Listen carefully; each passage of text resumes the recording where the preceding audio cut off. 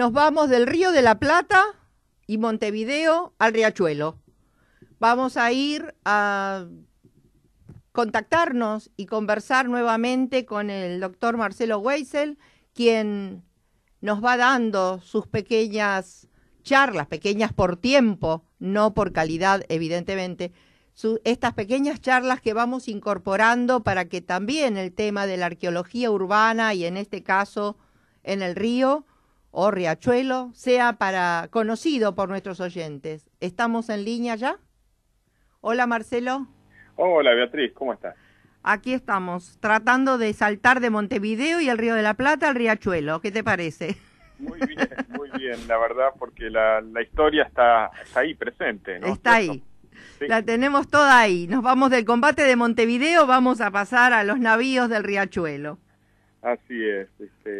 Bueno, justamente este riachuelo que lleva su nombre desde la expedición de don Pedro de Mendoza, el adelantado para el Río de la Plata, desde el año 1536.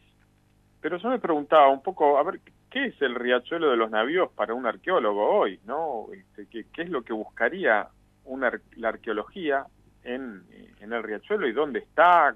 Digamos, ¿qué características tendría aquella ruina del viejo riachuelo de los navíos, ¿no? Exactamente, además que es un tema, yo lo anuncié así también para nuestros oyentes, a ver si les cuestionaba, porque bueno, ¿qué es realmente? ¿A qué llamamos o cómo podemos interpretarlo, como decís vos, el riachuelo de los navíos?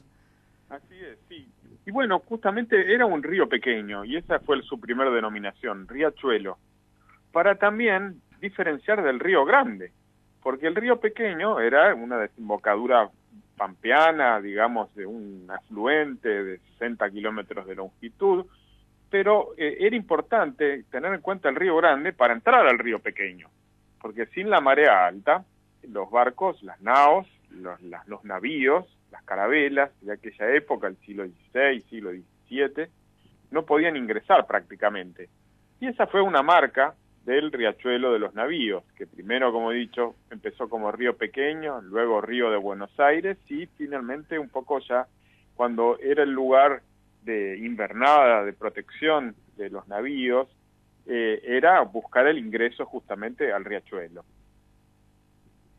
Y nosotros hoy lo estamos buscando casi, claro, más de 400 años más tarde. ¿Y dónde estará? ¿Qué características tiene? Es realmente meterse en un tema que justamente es una excavación en un humedal, es decir, en un lugar acuático.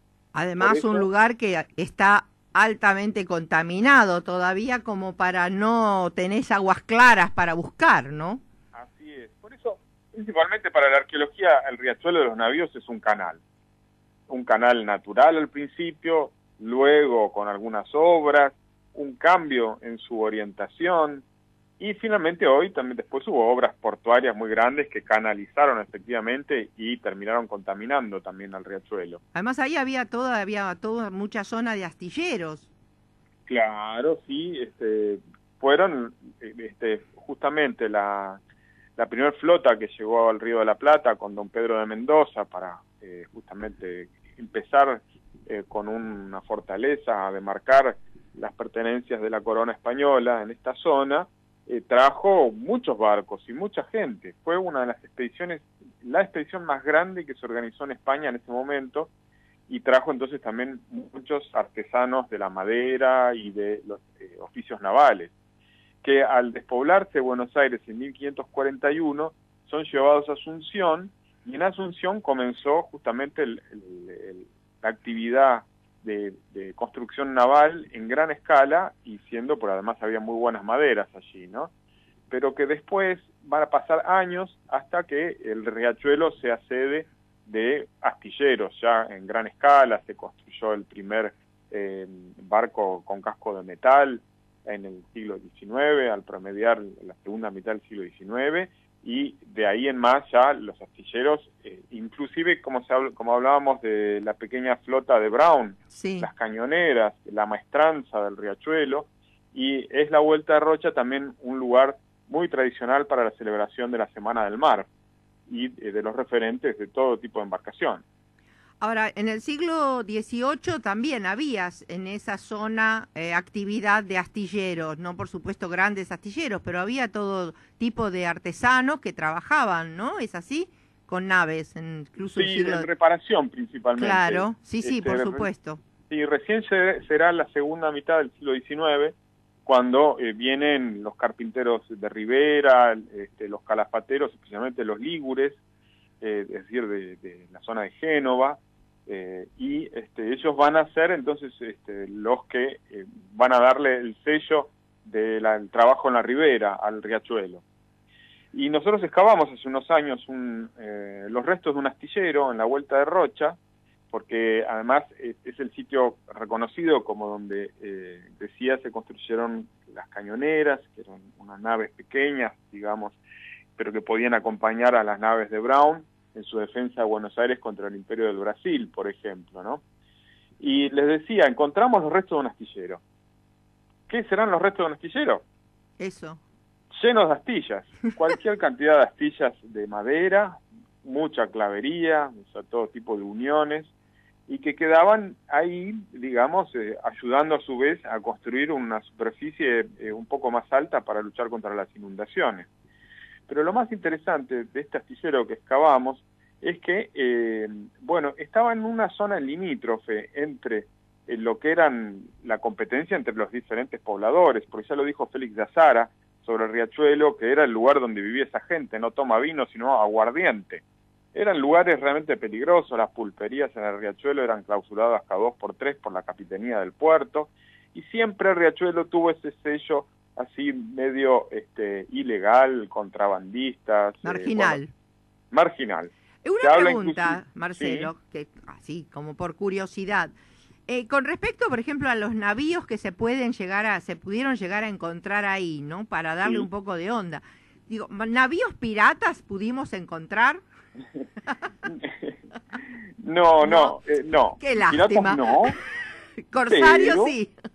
No, bueno, de la Armada Española hubo varios, y de la primera expedición, como he dicho, de Pedro de Mendoza, se hundieron algunos, se construyó la iglesia y casa comunal del primer real del don Pedro Mendoza, la primera Buenos Aires, tenía construida con materiales de los naufragios.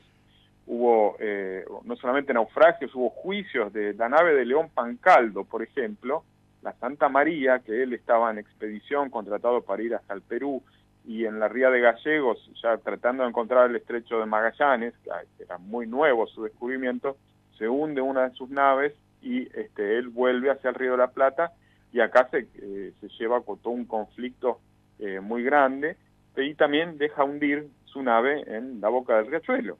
Así que tenemos a León Pancaldo, tenemos un par de naves también de la expedición de Pedro de Mendoza, y la expectativa en ese sentido es grande, pero ¿a qué profundidad la podemos encontrar esos restos? Son muchos años, claro. Claro, así es. Así que, no, lo interesante es ver que debajo de las casas de La Boca, ahí cerca de la Usina del Arte, ahí está todavía corriendo el agua de aquel riachuelo de los navíos, porque esa vieja canaleta pervivió a través del tiempo como canales de marea que luego fueron urbanizados y se incluyeron en la ciudad.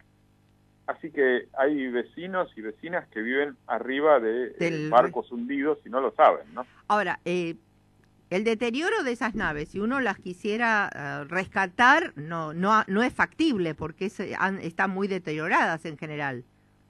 Bueno, ese es un problema específico, técnico, de la conservación de la madera saturada en agua, la madera que ya deja de ser prácticamente madera, sino que más bien es fibra, la resina se pierde y se convierte todo, los poros del tejido vegetal se llenan de agua. Pero desde hace unos años Argentina también ratificó la Convención para la Protección del Patrimonio Cultural Subacuático y tiene entonces sus métodos para trabajar primeramente en la documentación, registro y publicación de este tipo de investigación de estos bienes, y por el otro también proceder a la conservación de los hallazgos, ¿no? Por eso en Buenos Aires ahora, desde diciembre del año pasado, tenemos una zona de riesgo arqueológico, que justamente este sector del puerto, inclusive unos metros hacia el estuario, donde se identifica la posibilidad de encontrar y a su vez de proteger los restos de naufragios. Bueno, entonces, Marcelo, la verdad que todo esto es muy interesante. Podemos decir que hay muchas naves, restos en realidad de naves, debajo de las tierras de la ciudad, por lo menos en la zona de las costas. Por lo menos en la zona del riachuelo y en la costa, sí. Pensar en barcos del siglo XVI o del XVII, estos navíos, naos o carabelas, es una cosa porque son de un determinado tamaño, no tenían mucho calado, no tenían mucha profundidad.